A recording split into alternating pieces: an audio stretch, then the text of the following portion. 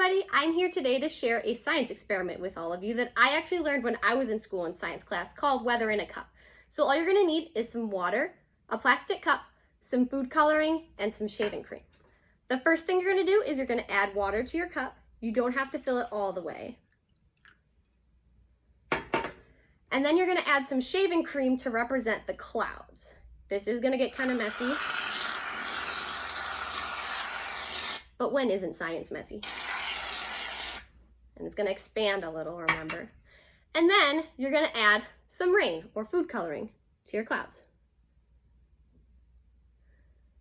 What do you notice is happening when I add the food coloring to our clouds?